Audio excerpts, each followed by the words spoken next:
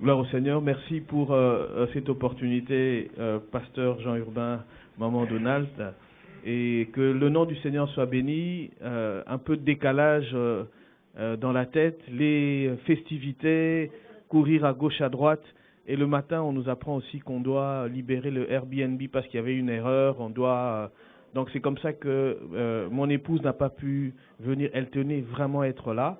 Et donc le temps de partir à 11 heures, et vu vos distances aussi, c'est pas évident. C'est pas évident. En tout cas, que Dieu soit béni. J'ai beaucoup de révérence pour le pasteur Jean et maman Donald. Pour moi, c'est comme des parents spirituels. Déjà, en termes de la famille, ils sont proches de la famille. Ils nous connaissent quand on était vraiment des enfants, hein, même moins âgés que ceux qui viennent de passer ici. Et le Seigneur les a suscités dans la foi, dans le ministère, plus de 10 ans avant que moi je ne vienne dans le Seigneur. Donc je suis vraiment fier d'eux et je les apprécie beaucoup. Est-ce qu'on peut acclamer le Seigneur pour leur ministère, pour la charge qu'ils portent, parce que c'est une charge. Amen. Et que Dieu bénisse aussi l'Église et la colonne vertébrale, c'est-à-dire ceux qui accompagne ses serviteurs pour le travail qui se fait dans cette ville, dans cette église. Amen. J'aimerais rajouter juste un petit mot sur moi. Et effectivement, donc je suis marié. J'ai 3 garçons. Nous avons 3 garçons. La fille n'est jamais venue, en dépit des prophéties. On nous a prophétisé des filles, mais j'ai dit au Seigneur, éloigne de moi cette coupe. Non pas ce que tu veux, mais ce que je veux. Donc le Seigneur nous a bénis avec ces 3 garçons et nous servons donc à Bruxelles, dans l'église Le Doigt de Dieu. Nous sommes de passage, nous ne pensions pas venir intervenir, mais gloire au Seigneur pour cette opportunité. Nous sommes passés ici, c'était l'été, c'était en juillet 2023, et le thème que j'avais partagé, c'était le destin, le dessein et la destinée. Mais nous étions vraiment de passage parce qu'on courait après cela à une église à Ottawa. Mais aujourd'hui, il n'y a pas de course. Il y a une autre course, mais ce n'est pas pour changer de ville. Que Dieu soit béni. Le Seigneur m'a fait grâce de le rencontrer et puis petit à petit de faire quelques pas. Et par la grâce du Seigneur, je me suis retrouvé dans le ministère. Je n'avais aucun projet dans ce sens, ni de près ni de loin. Et je parle des années 1990 où il n'y avait pas beaucoup de stars dans les églises. Nos parents spirituels ici qui sont là, eux, c'est encore bien avant. Donc les gens s'engageaient très peu et moi je viens à un moment où je suis adolescent, mais le Seigneur me fortifie, je me retrouve, j'ai des racines et petit à petit je me retrouve dans le ministère. Et j'aime le dire, Dieu ne donne pas tout afin qu'on se complète. Dieu ne m'a pas donné la grâce de chanter, comme nous venons le voir ici, mais il a donné la grâce à ma femme de chanter. Et ce qui fait que quand je chante, Dieu est édifié, mais pas l'Église. Mais quand ma femme chante, même l'Église est édifiée. Donc nous nous complétons dans le ministère, mais aujourd'hui elle n'a pas pu être là. Amen. Nous allons entrer dans la parole du Seigneur. Je ne sais pas si ici vous lisez la parole debout, mais permettez-moi juste de dire une petite prière. Seigneur Jésus, utilise-moi, parle par moi au nom de Jésus. Amen. Nous nous levons et nous allons prendre 1 Jean chapitre 2, le verset 12 à 14. 1 Jean 2, 12 à 14. Sinon nous pouvons lire sur l'écran. Nous lisons à 3 et ensemble. 1, 2, 3. Je vous écris, petits enfants, parce que vos péchés vous sont pardonnés à cause de son nom. Je vous écris, Père, parce que vous avez connu celui qui est dès le commencement. Je vous écris, jeunes gens, parce que vous avez vaincu le malin. Je vous ai écrit, petits enfants, parce que vous avez connu le Père. Je vous ai écrit, Père, parce que vous avez connu celui qui est dès le commencement.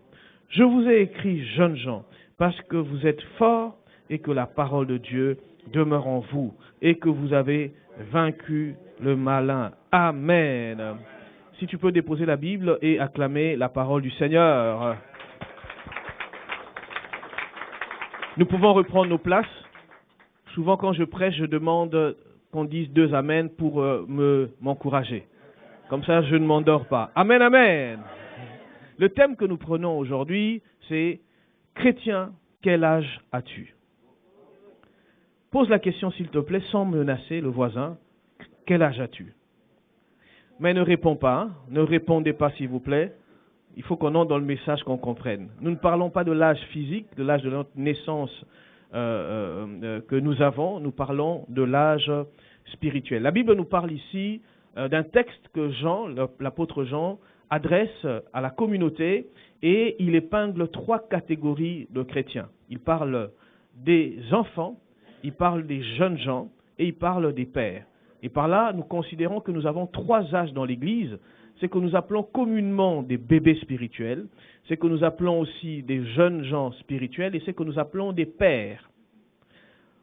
Alors, ce message s'adresse donc à 3 catégories de personnes. Premièrement, ceux qui ignorent qu'ils ont un âge spirituel. Il y en a qui ne savent pas qu'ils ont un âge spirituel. Deuxièmement, ceux qui aimeraient savoir quel âge ils ont dans le Seigneur. Et la 3e catégorie des personnes, c'est ceux qui veulent ou celles qui veulent savoir quels sont les avantages d'être un enfant, un père ou un jeune, quels sont les désavantages aussi d'être dans une de ces catégories-là. Nous allons découvrir donc, durant ce message, qu'il y a des avantages, il y a des désavantages aussi. Il n'y a pas seulement des avantages d'être un bébé, il y a des avantages.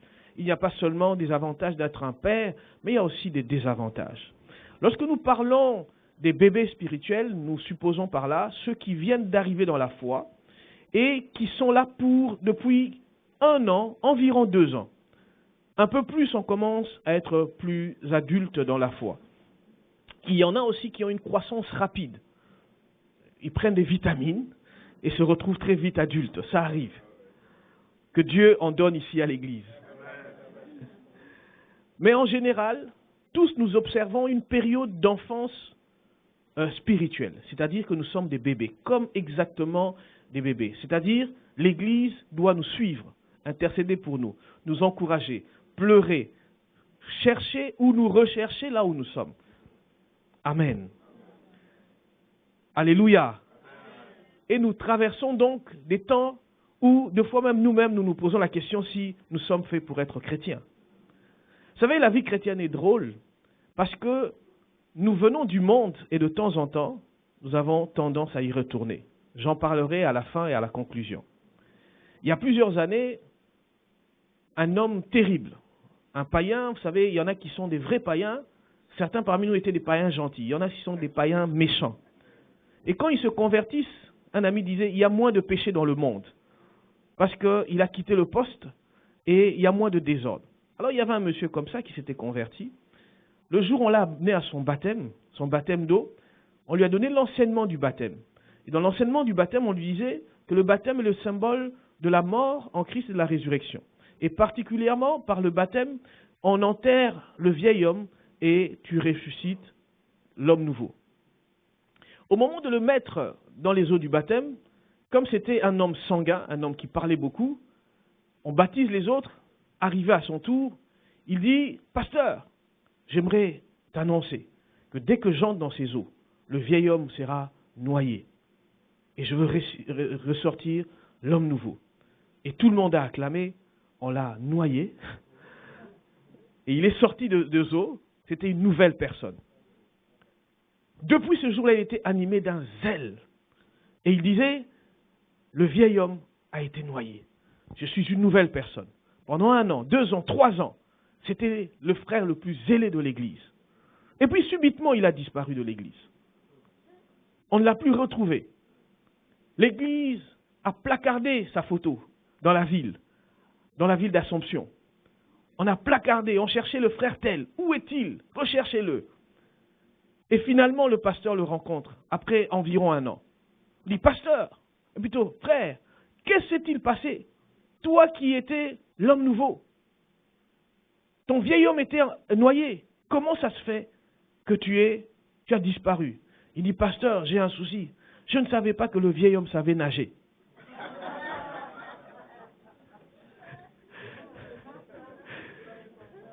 Le vieil homme l'avait rattrapé. Nous voulons donc parler de ces choses qui arrivent dans l'Église. Ces défis que nous avons où nous nous retrouvons de temps en temps, où certains disparaissent à l'Église. Et ceux-là, vous allez comprendre que c'est souvent les jeunes. Mais la première catégorie, comme je disais, ce sont ceux-là qui ne comprennent pas vraiment la vie chrétienne, ils sont bébés, ils ne comprennent même pas ce qu'ils font dans la foi. Quand je suis venu en Christ, en tout cas la première année, comme j'étais adolescent, j'avais une mère spirituelle qui vraiment nous encadrer, même à l'extrême. Je ne savais pas pourquoi je jeûnais.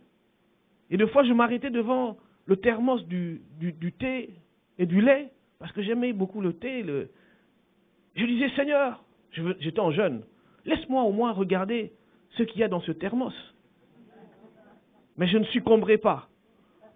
J'ouvre la première fois, la deuxième fois et la troisième fois, je demande pardon, Seigneur. Me voici en train de mettre du sucre. Au début de ma foi, il y a beaucoup de choses que j'ai faites sans réellement réaliser pourquoi je les faisais, pour la simple raison que j'étais bébé. Les bébés, comme nos bébés, posent beaucoup de problèmes. Il faut les encadrer, il faut être derrière. La deuxième catégorie, ce sont les jeunes. Ce sont ceux-là, comme nous le verrons, qui commencent à avoir des muscles qui ne dépendent plus vraiment des programmes de l'Église. Que vous organisiez un programme ou pas, lui, il est là. Je ne sais pas s'il y en a ici. Qu'il y ait une soirée de prière, que le pasteur fasse quoi que ce soit, ce sont des personnes qui sont là. Ils sont jeunes, ils ressentent, ils ont des racines, ils ressentent le feu, ils ont des versets favoris tels que « Le zèle de ta maison me dévore ». Oh, il est agréable d'avoir des jeunes dans l'Église. Ils sont toujours présents, jamais absents. Et la troisième catégorie, c'est ceux-là qu'on appelle des pères. C'est-à-dire qu'ils sont dans la foi depuis plusieurs années et ils ont traversé des zones de turbulence, ils sont devenus des modèles. Il y en a aussi ils ont ce qu'on appelle les ministères. Parmi les 5 ministères, pasteurs, docteurs, apôtres, prophètes, évangélistes. Ce sont des pères. Il y a aussi les anciens, c'est-à-dire qu'ils tiennent une position et par eux, le Seigneur passe pour bénir l'Église. Et donc, aujourd'hui, je ne sais pas dans quelle catégorie tu te retrouves. Je sais dans quelle catégorie je suis et je pense qu'à la fin du message, tu sauras également dans quelle catégorie tu te retrouves. Et souvent, quand on prêche la parole, vous savez, nous avons tous l'habitude de penser au voisin ou à celui qui n'est pas venu. Oublie un peu l'absent, mais pense aujourd'hui à toi et ainsi, tu sauras quel âge as-tu. Chrétien, quel âge as-tu? L'apôtre Jean dit, je vous ai écrit, je vous écris, je vous ai écrit, je vous écris. Il cherche donc à rappeler quelque chose d'important. Et pendant qu'il est en train d'écrire, en même temps, il spécifie afin de montrer à ces catégories-là qu'ils sont différents. Ils ont le même Dieu, mais ils sont appelés et expérimentent des choses différentes. Vous savez, dans nos églises, et c'est dans toutes les églises comme cela, souvent on cherche à avoir une assemblée homogène, où tout le monde a les mêmes rêves, la même ferveur, les mêmes attentes, les mêmes races. Mais ça ne se passe pas comme ça, parce que l'apôtre Jean nous révèle qu'il y a, c'est à la carte, il y a différentes catégories dans l'église. Moi, en tant que pasteur, à un moment, je peux sentir le feu pour, le jeûne. J'embarque l'église dans le jeûne. Mais peut-être certains ne sont pas dans ce programme-là. Je peux embarquer l'église dans un programme d'évangélisation. Je peux embarquer. Tout le monde n'a pas les mêmes grâces. Je l'ai dit tout à l'heure, par exemple, Dieu ne m'a pas appelé à chanter. Mais combien de fois je cherche à chanter? À l'église, on m'empêche souvent de chanter. Et particulièrement ma femme, quand on est en route pour l'église, me dit, tu ne chanteras pas, tu ne chanteras pas. Et je lui dis, je t'écoute parce qu'on n'est pas dans le jardin d'Éden. Parce que dans le jardin d'Éden, il ne fallait pas écouter la femme. Mais comme on est sorti, maintenant on peut écouter. Amen. Alors je me retrouve en train de fois de chanter. Mais pourquoi je chante souvent? C'est parce que dans mes rêves, souvent je suis dans des réunions et je dirige, je chante. Et je me réveille même avec des cantiques que je compose, qui viennent de ces rêves-là. Et je prends mon téléphone, j'enregistre. Je sens la gloire de Dieu. Et j'ai fait écouter à mes 3 garçons mes chansons. Ils m'ont dit, papa, arrête. Papa, s'il te plaît, arrête. Papa, s'il... Chacun sa grâce. Chacun son appel. Acclamons la parole du Seigneur. Trois catégories d'âge. Nous commençons par la première catégorie, les bébés spirituels. Alors, je veux présenter qui sont bébés, mais s'il te plaît, s'il vous plaît, ne nous méprisons pas ou ne regarde pas les autres, ou ceux qui ne sont pas bébés, ne regardez pas les autres avec dédain. Mais vous comprendrez à la fin. Vous comprendrez à la fin. Les bébés spirituels, quels sont les avantages? Comme on a dit, nous allons parler des avantages et des désavantages. Quels sont les avantages d'être un bébé spirituel? J'en prendrai 2 chaque fois. Premier avantage d'un bébé spirituel, c'est qu'il ressent l'amour de Dieu. Rappelez-vous, quand vous êtes venu à Christ, à vos débuts, vous ressentiez la félicité divine. Vous ressentiez, en fait, vous aviez l'impression que vous aviez privatisé Dieu. Vous aviez l'impression que Dieu ne connaissait pas les autres, il n'y avait que vous que Dieu connaissait. Vous avez l'impression que l'univers était en harmonie avec Dieu et avec vous. Vous ressentiez l'amour de Dieu.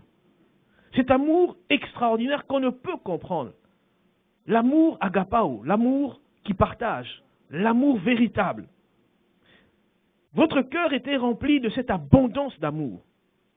Et c'est l'un même des signes qui prouvent que nous sommes venus à Christ, parce que les changements de nos cœurs, les actions de grâce, et même lorsqu'on traverse des temps difficiles, nous ne les ressentons pas comme des temps difficiles parce que notre cœur est rempli d'amour. Comme Romains 5 dit que Dieu a déversé dans notre cœur par le Saint-Esprit l'amour. Au début de notre foi, notre cœur est rempli, vibre pour le Seigneur. Nous sommes prêts même à dire, comme dans une chanson, si mes amis s'en vont, qu'importe, moi j'irai. L'amour remplit nos cœurs. Advienne que pourra, même si je suis le seul chrétien au monde, je suivrai le Seigneur.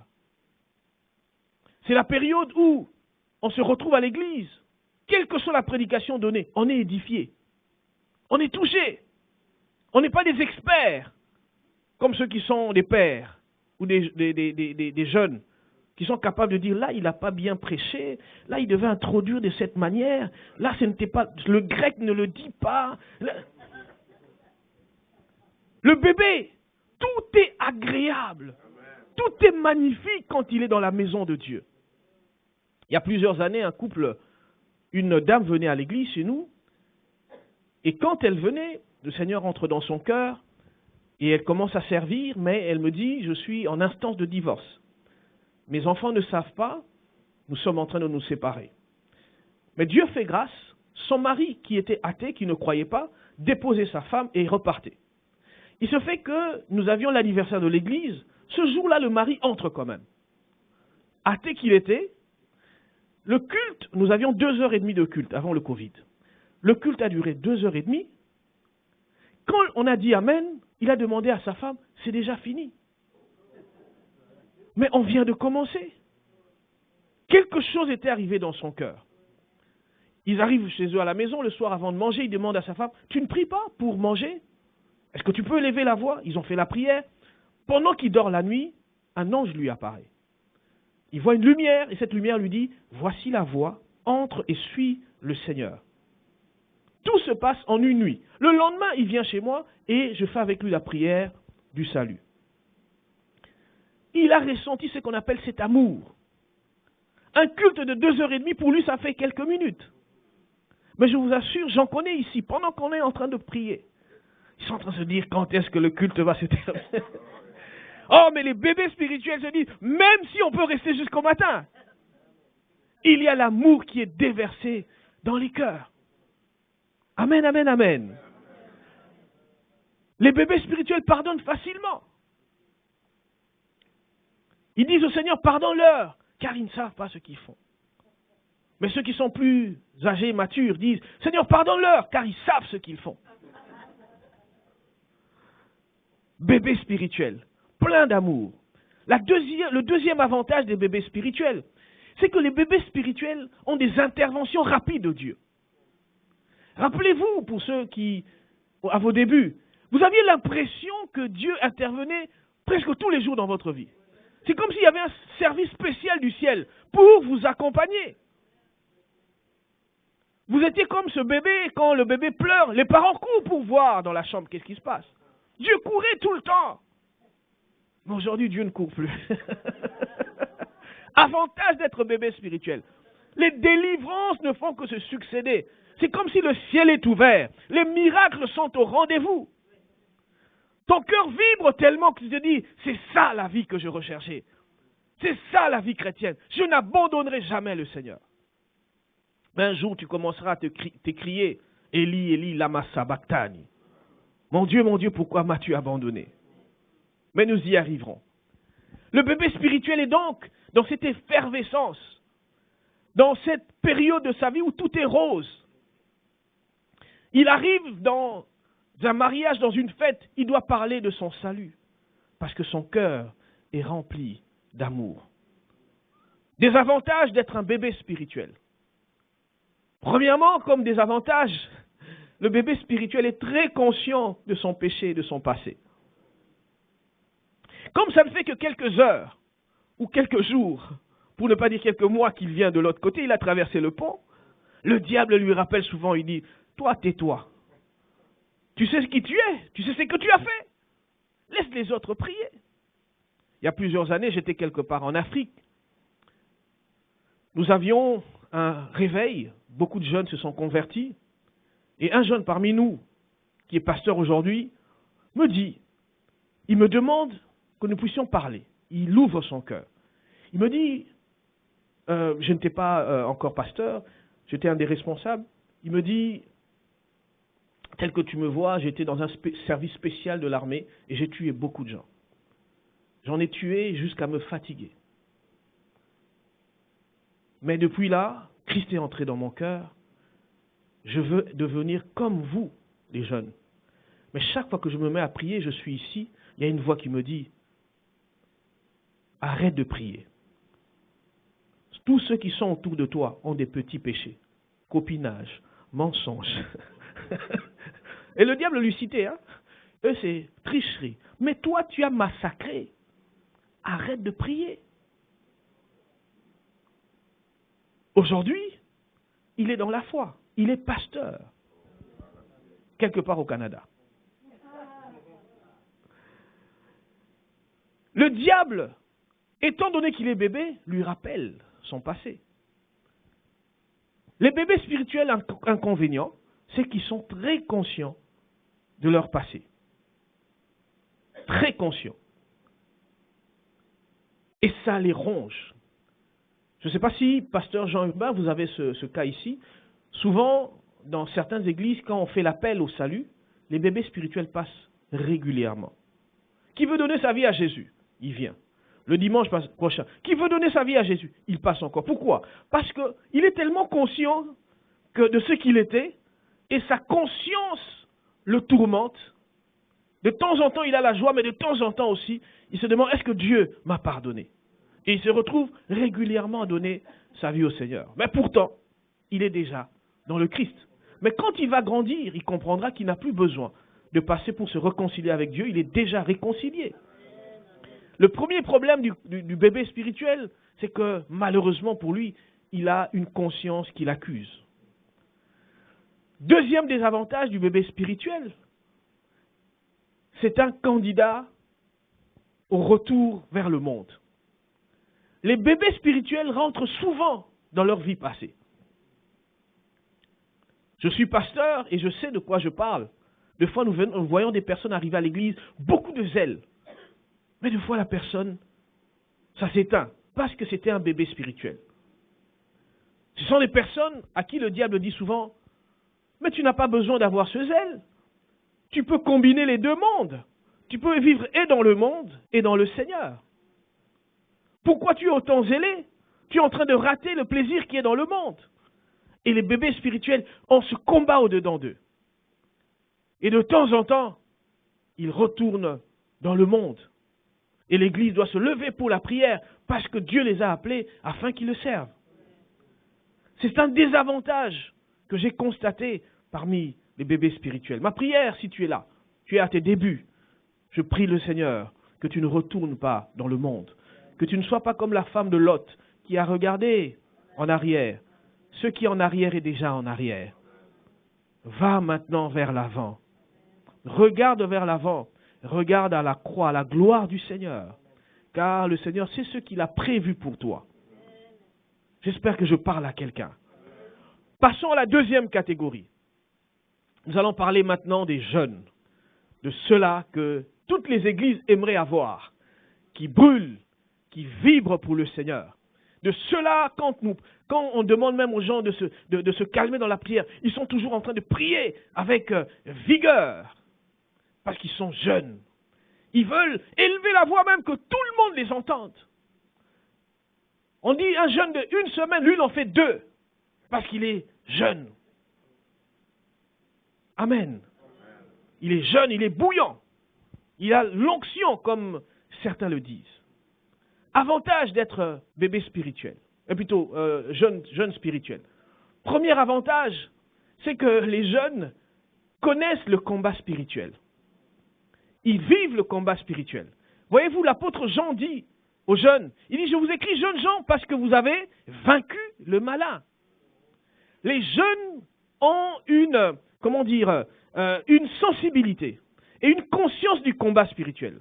Les jeunes cherchent à détruire l'œuvre du diable, à renverser les œuvres du diable, à prier pour les gens, à voir des guérisons, à voir des délivrances. Ils sont très conscients et recherchent ce qu'on appelle l'onction. C'est une force chez les jeunes. Cette, sensibilité, acuité à être conscient spirituellement. Oh, je me rappelle à mes débuts, le pasteur Jean, comment avec des amis, nous cherchions les cas où il y avait des démons. On sentait qu'on avait un mandat. Il fallait aller chasser les démons. Alors la première fois qu'avec un ami nous avons fait une délivrance, il vient me chercher à la maison, maman Donald. Il me dit, frère Fabrice, j'ai un cas que j'ai laissé à la maison. On doit lui faire la délivrance. Je dis, c'est quoi le cas? Il fume.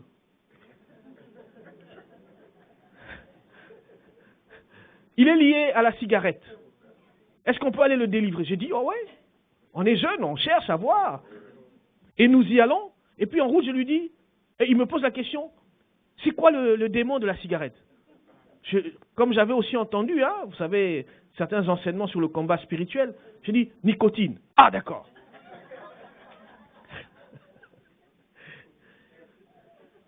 Nous arrivons, il était comme dans une salle d'attente, lui aussi il attendait.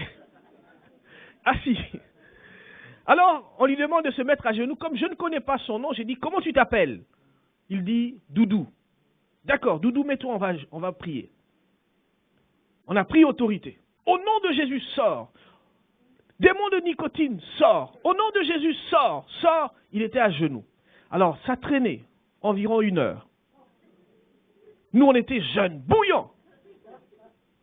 On a crié, on a hurlé. Et finalement, épuisé, il tombe. Alors quand il est tombé, on s'est dit, ça y est, on a vaincu le diable. Alors mon ami parle au démon, comme Jésus a fait en posant la question au démon, comment tu t'appelles? Il dit, comment tu t'appelles? Comment tu t'appelles? Et lui il dit, Doudou.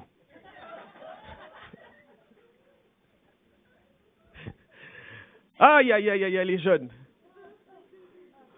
On a un zèle incroyable. C'est comme un ami à moi, en Belgique, qui s'appelle aussi Fabrice. Il va chez un jeune pasteur. Et le pasteur dit, aujourd'hui vous allez recevoir le Saint-Esprit. Tous ceux qui n'ont jamais parlé en langue, passez devant et nous allons prier pour vous. Mon ami passe devant, il se met à genoux. Et ce pasteur-là, c'était un pasteur assez violent qui avait déjà giflé quelqu'un même à l'église. Il était brutal dans tout ce qu'il faisait. Il vient sur mon ami. Il commence à crier sur lui. Parle en langue, parle en langue, parle en langue. Tellement qu'il crie, mon ami lève la tête, il dit, quand tu cries comme ça, j'arrive pas.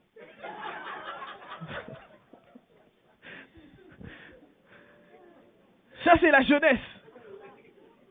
Ah, des fois, il faut être jeune. Hein? C'est des belles expériences. Amen. Est-ce qu'on peut acclamer le Seigneur?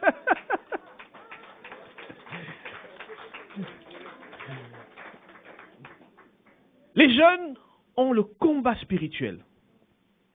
C'est-à-dire, ils recherchent à vaincre le diable. À vaincre le diable. Deuxième avantage d'être jeune dans la foi, c'est que le jeune a des grands rêves pour le Seigneur. Pour lui, ce n'est jamais assez.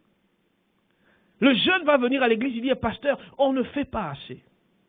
Pasteur, on ne prie pas assez. Pasteur, on ne lit pas assez la Bible. Pasteur, on ne jeûne pas assez. Pasteur, on ne donne pas assez. Pasteur, pasteur, pasteur. Les jeunes sont ceux-là même qui bousculent le pasteur. Les jeunes spirituels. Ils ont des grands rêves pour le Seigneur. Et tu les entendras toujours dire, moi je servirai le Seigneur en Chine. Moi je servirai le Seigneur en Ukraine. Et pourquoi pas en Iran? Des rêves fous! Vous les entendez dire, je ne me marierai jamais. J'en ai déjà entendu. Je ne me marierai jamais. Et après, malheureusement, 2 divorces. Ça, c'est un de mes responsables. Parce qu'il est jeune, il ne sait pas de quoi il parle. Le jeune veut gagner le monde. Le jeune veut précipiter le retour du Christ. Et c'est magnifique d'avoir ce genre de personnes. Ils veulent encore et encore et encore. Des avantages des jeunes. Le problème, c'est qu'avec les jeunes, ils ont ce qu'on appelle le zèle amer. Le zèle amer, donc, comme je disais, c'est un peu, comment dire, ce désir fou et excessif de servir le Seigneur. Ils sont là, ils se disent, ça y est, c'est moi qui vais tout changer. C'est moi qui vais tout changer. Il y a plusieurs années, j'avais suivi une petite opération et j'étais jeune dans la foi. On cherchait ces expériences avec Dieu. Quand j'ai suivi cette opération, avec l'anesthésie générale, je me suis endormi. Voyez-vous, au moment de me réveiller, comme ça peut arriver pendant l'anesthésie générale, j'ai commencé à parler. Mais moi, j'étais inconscient. Et qu'est-ce que je racontais? Je prêchais. Pendant que je prêchais, le médecin a fui.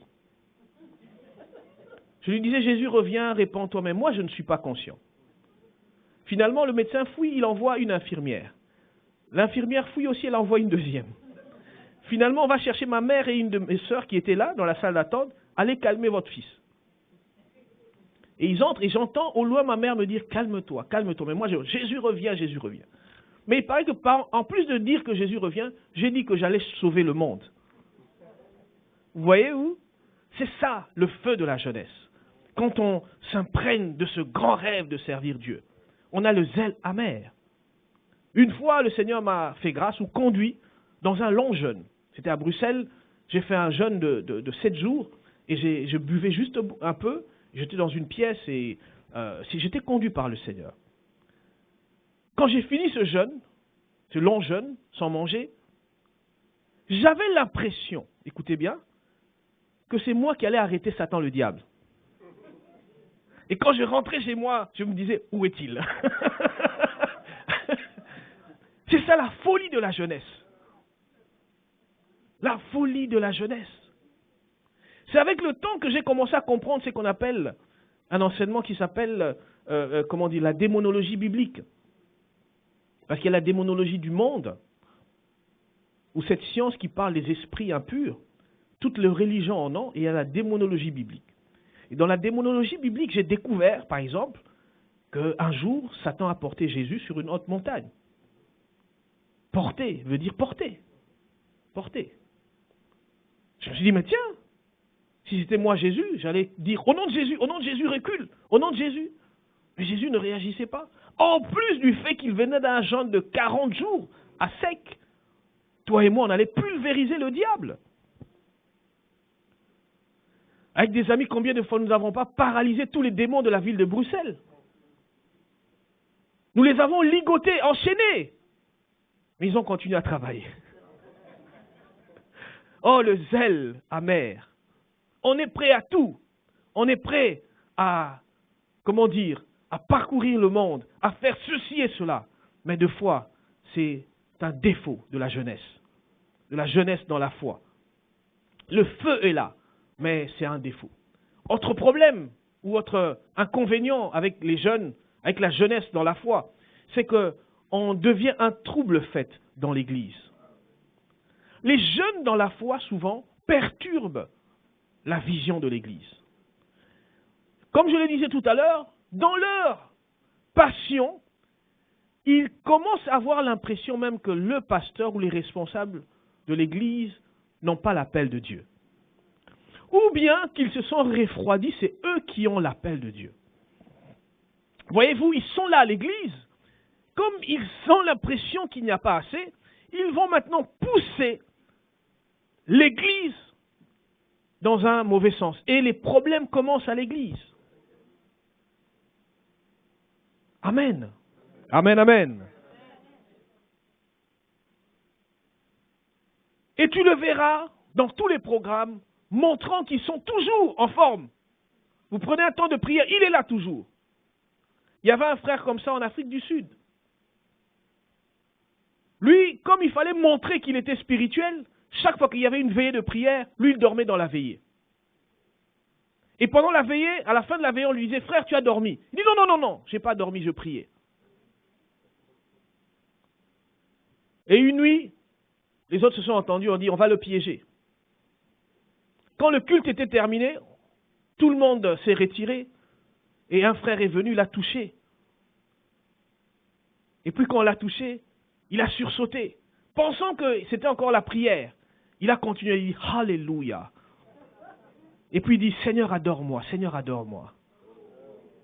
Il était en sommeil, pensant qu'il doit être dans la performance.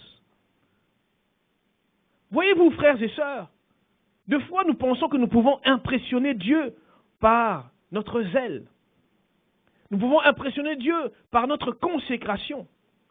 Deux fois nous pensons que si nous en faisons de trop, Dieu est admiratif de nous. Et nous tombons même dans le légalisme, dans des rites, dans la religion. Jésus est venu nous délivrer de la religion. Savez-vous pourquoi les gens aiment le bouddhisme, l'islam et toutes ces religions, le judaïsme et ainsi de suite? Parce que l'homme, au fait, a découvert qu'en lui, il a ce qu'on appelle ce véhicule qui est le corps humain qu'on n'arrive pas à maîtriser. Paul dit dans Romains chapitre 7, le mal que je veux faire, que je n'aime pas, c'est ce que je fais. Le bien que j'aime, je n'arrive pas à le faire. Qui me délivrera de ce corps? Ainsi donc, tout le monde découvre que ce corps nous échappe. Comme disait cet homme-là, le vieil homme sait nager. Ainsi donc, quand nous arrivons dans les autres religions, vous allez voir que les choses que nous admirons, c'est quoi? Ce sont les rites. Prier 5 fois par jour. Ah, il peut faire ça, donc on peut maîtriser ce corps. Et c'est ainsi que les gens se lancent corps et âme dans des rites, dans la religion. Or, Christ n'est pas dans la religion, Christ est dans la relation. J'ai toujours dit que la différence entre le Seigneur et un marabout, pour ceux qui, moi je ne suis jamais allé, mais j'ai compris, c'est que le marabout, quand tu vas chez lui, tu apportes quelque chose et il te donne quelque chose. Tu lui donnes je ne sais pas combien, dollars canadiens, et lui en retour, il te donne du succès. Mais vous vous séparez là. Mais Christ, quand tu vas chez lui, vous n'échangez rien. Christ ne cherche pas à te donner, mais Christ cherche à marcher avec toi. Ainsi donc, le problème du zèle amer et le désordre que peuvent apporter ceux qui sont jeunes dans leur marche, c'est qu'ils veulent en faire de trop. Ils veulent montrer que ça se passe qu'avec eux. Et vous allez voir que même dans leurs prières, ce sont des prières extravagantes. Des prières avec un français où Dieu lui-même doit ouvrir le dictionnaire. Amen. Oh Seigneur, tu es Alpha, Oméga. Parce qu'il a déjà entendu cela. Il prie avec les noms de Dieu. Quelqu'un de proche de moi avait dit un jour dans la prière, oh Seigneur, tu es Alpha Roméo. ne sachant pas que c'est une marque de voiture.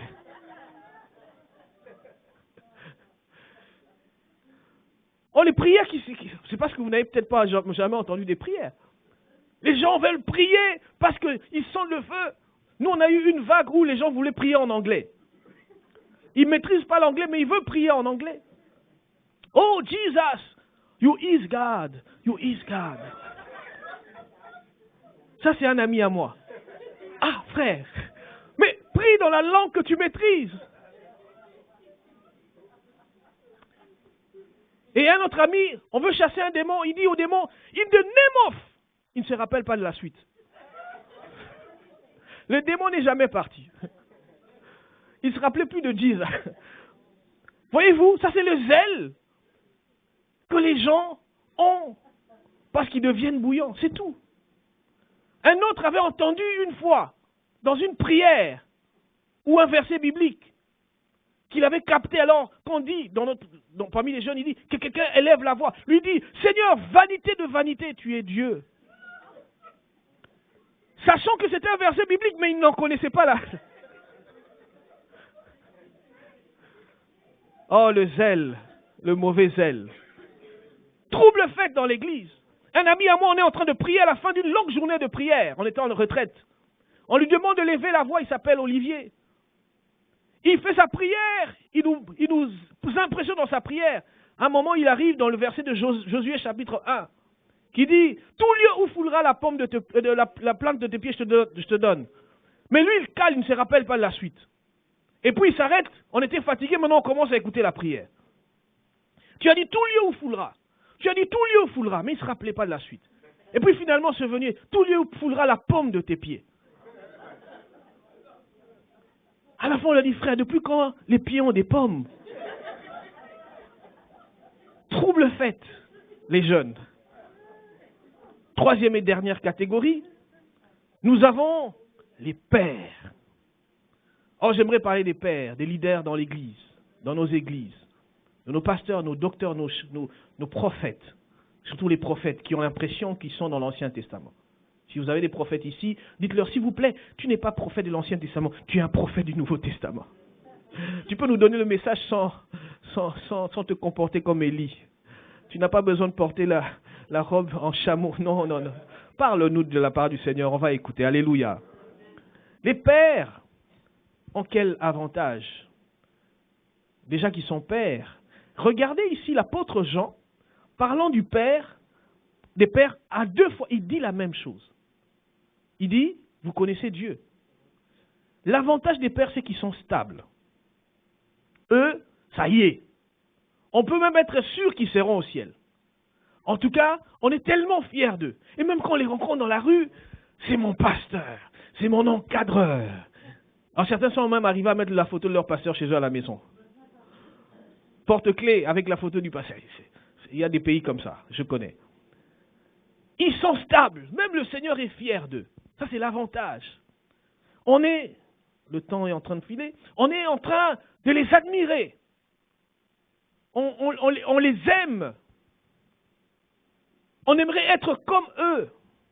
Ils deviennent nos modèles. Nous parlons comme eux, nous prions comme eux. Nous, dans notre jeunesse, nous marchions même comme notre berger. On imitait même ses défauts. Il était un peu colérique, on est tous devenus colériques. Parce que ce sont des modèles. On veut être comme eux. On veut faire des choses comme eux. Mais ils sont stables. C'est ce qui est bien avec les pères. Ils sont stables.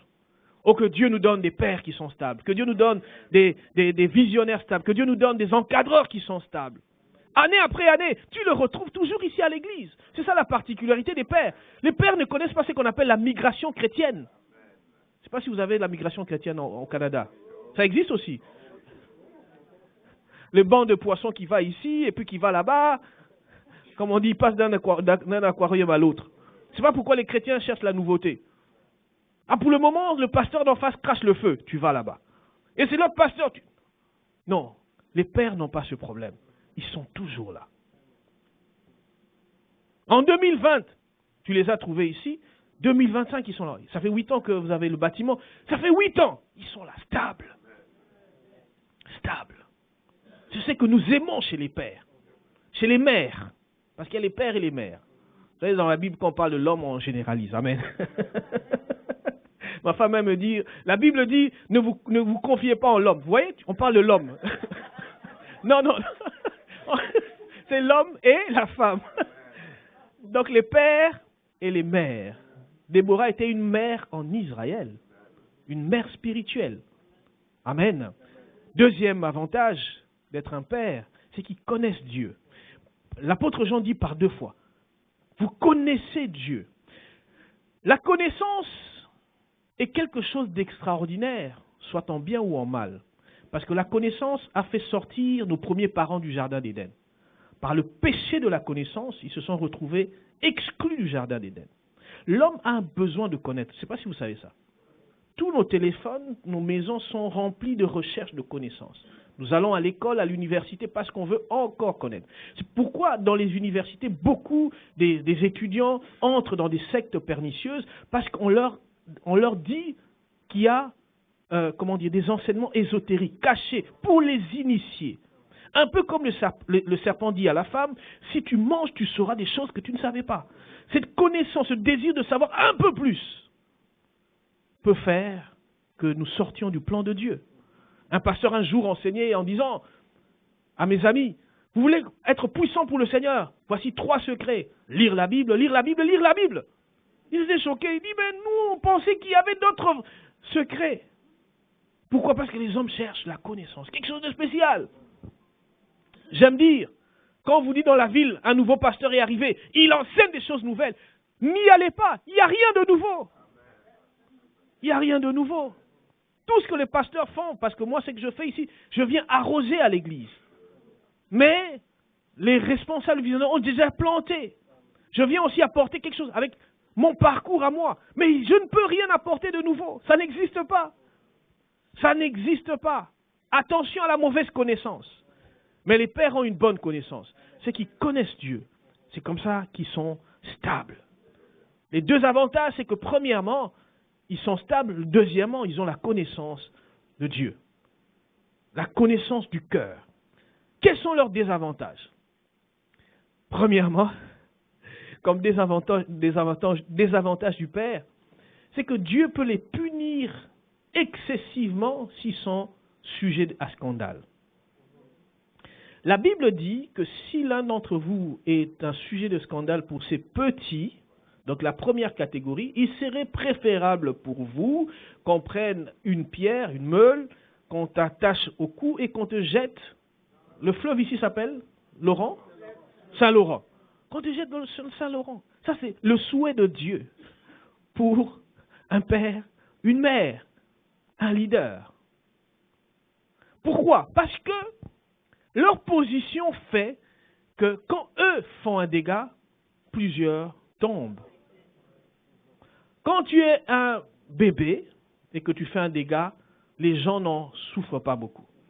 Un jeune aussi, mais un père, une mère, je vous assure que des gens peuvent entrer en enfer à cause d'un père, à cause d'une mère. C'est ainsi que l'Église doit prier pour les pères, doit les encadrer, les encourager, les soutenir. Ce n'est pas seulement eux de soutenir, il faut aussi les soutenir. La Bible nous parle de Moïse qui a eu besoin d'un soutien de Hur et de Aaron. Le grand Moïse avait besoin d'un soutien. Un jour, j'ai enseigné sur les 5 femmes qui ont sauvé Moïse. On parle du grand Moïse, mais ce grand Moïse avait besoin de l'aide.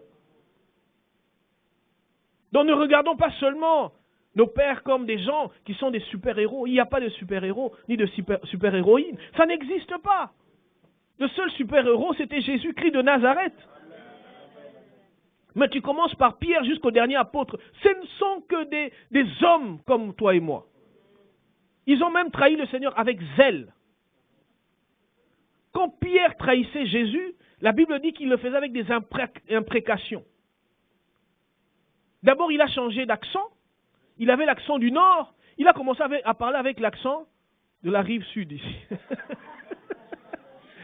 Tu es un de là. Il dit non. Il change d'accent. Et puis, comme on voulait le coincer, il a commencé à faire des imprécations, dire des méchancetés sur le Seigneur. Pendez-le si vous voulez, faites de lui. Il a dit des méchancetés. Et quand le coq a chanté, vous savez, c'est le coq qui a arrêté le ministère de Pierre. En Israël, KFC ne peut pas passer. Hein. Comment vous appelez KFC? PFK. PFK. PFK, à cause de Pierre. Et le coq là, ça ne passe pas. Il a arrêté net la grandeur de Pierre. Il a rendu comme un homme normal. La troisième fois quand le coq a chanté, le Christ s'est retourné, il a regardé Pierre. Voyez-vous les hommes, avec votre vieil homme là qui sait nager. Ouais, regarde. Pierre s'est mis à pleurer. Lui qui pensait qu'il était. Lui qui pensait, vous savez, quand on voit, on sent la gloire de Dieu, on pense qu'on est. Il est descendu de son piédestal. Il est devenu comme un simple homme. Revenons à ce que nous étions en train de dire. C'était pour nous dire que nos parents spirituels ont besoin aussi d'aide. Je ne sais pas comment ici vous les accompagnez, mais que le Seigneur vous inspire. La Bible dit dans le livre de Proverbes que la pression rend insensé même le sage. Vous pouvez voir un père comme ça, il commence à faire des choses qu'il ne faisait pas à cause de la pression de la vie. On est tous des humains, amen. Le deuxième inconvénient chez le père, c'est que les pères peuvent, donner de la honte au Seigneur, ou plutôt crucifier de nouveau le Seigneur. Hébreux chapitre 6 déclare, « Car il est impossible que ceux qui ont été éclairés pour une première fois, qui ont goûté au don céleste, à la puissance à venir, et qui sont tombés, puissent être renouvelés. Parce que pour eux, ils crucifient de nouveau le Fils de Dieu. Il n'y a que les pères qui peuvent remettre Jésus de nouveau sur la croix. Quel inconvénient! Le Seigneur ne veut pas voir un père tomber. Prions pour nos pères. Le Seigneur ne veut pas voir quelqu'un qui brille tomber comme Satan. Satan brillait au ciel. Et dès qu'il a quitté sa position, le Seigneur ne veut plus rien avoir avec lui. Prions pour nos pères. Problème avec eux et inconvénient, c'est que eux peuvent aussi commettre le péché qui mène à la mort. La Bible dit que celui qui commet le péché qui mène à la mort, il ne faut pas prier pour lui. Vous savez, mes bien-aimés, des fois à l'église, nous avons un fardeau plus que celui du Seigneur. Nous prions pour tel, prions pour tel, prions pour tel. Mais il y a un livre, il y a un texte dans 1 Jean qui dit, ne priez pas pour le bien-aimé qui commet le péché qui mène à la mort. Quand vous allez dans Samuel, la Bible dit, Samuel veut prier pour Saül. Dieu lui dit, ne prie plus pour lui, c'en est assez. Je ne veux plus entendre cette prière. Il y a des gens pour qui il ne faut pas prier. Il y avait des chrétiens qui se sont réunis un jour pour prier pour que Satan se convertisse. On a des ailes de foi. Parce qu'il disait que s'il se convertit, il n'y a plus de problème dans le monde. Conclusion et terminant. Pour terminer ce message, je crois que tout le monde s'est retrouvé. J'aimerais premièrement dire à l'Église que quelle que soit ta catégorie, tu es un enfant de Dieu. Tu es un enfant de Dieu. Deuxièmement, j'aimerais te dire que quelle que soit ta catégorie, tu peux connaître un retour d'âge. Un père, malheureusement, peut devenir jeune. Un jeune peut devenir un bébé, redevenir bébé, et un bébé peut retourner dans le monde, malheureusement. Troisième chose, dans la conclusion, j'aimerais te dire que, quel que soit ton âge, Dieu a pardonné tes péchés comme il a pardonné aux autres. Dieu n'a pas d'enfants chéris, mais Dieu a seulement des enfants qu'il aime. Je termine en citant le psaume 91. La Bible dit, « Puisqu'il m'aime, je le délivrerai. » Tout ce que Dieu veut savoir, pas que tu l'impressionnes, mais qu'il sent de l'amour véritable pour lui. Acclamons la parole du Seigneur. Alléluia. On est resté longtemps assis. Est-ce qu'on peut se lever pour la prière? Gloire au Seigneur.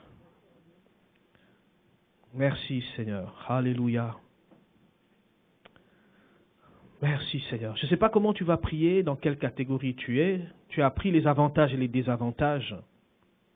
Oh, gloire au Seigneur. Le Saint-Esprit nous a parlé, t'a parlé. Et le Seigneur a encore des projets de bonheur et non de malheur pour ta vie. J'aimerais te dire que Dieu est un Dieu de plans. Avant, s'il vous plaît, est-ce qu'on peut ouvrir les yeux avant que je ne prie? Frères et sœurs, j'aimerais nous dire que Dieu n'a pas pensé au projet de ta vie quand tu es devenu chrétien, ou le jour de ta naissance, mais c'est avant toi. Et tout ce que Dieu te demande, c'est d'entrer dans ce qui a été planifié pour ta vie. Dieu ne fera jamais ce qu'il fait avec le voisin, parce que Dieu n'avait pas le plan qu'il a pour toi, pour le voisin. Donc chacun a sa destinée, et une destinée de gloire. Ne pleure pas en voyant ce qui se passe chez le voisin. Mais si Dieu agit chez le voisin, c'est qu'il n'est plus loin, il est dans le quartier. Il est dans le périmètre. Or, j'aimerais encourager quelqu'un en disant, je ne suis pas toi, tu n'es pas moi, tu n'es pas le voisin, tu n'es pas la voisine. Nous sommes tous en Christ, mais Dieu a un plan merveilleux. Quand tu jeûneras, tu prieras, quand tu sentiras la foi, tout ce que Dieu va te demander, reviens dans ce que j'ai tracé pour ta vie. Psaume 84, 6, ceux qui se confient en l'Éternel trouvent dans leur cœur des chemins tout tracés. Ça a déjà été tracé, mais nous aimons les sentiers battus. Nous aimons aller là où Dieu n'a pas tracé. Et c'est là où nous pleurons. Mais lorsque nous revenons, nous disons comme le Christ, « Tu n'as voulu ni sacrifice, ni holocauste. Tu m'as formé un corps. C'est pourquoi, ô Dieu, je viens. Car dans le rouleau, il est question de moi. Car dans le livre, on parle de moi. » J'aimerais te dire, selon la Bible, qu'il y a des livres. Il y a le livre de ta vie au ciel. Tout a déjà été tracé. Sois en paix. Acclamons le Seigneur pour son plan merveilleux.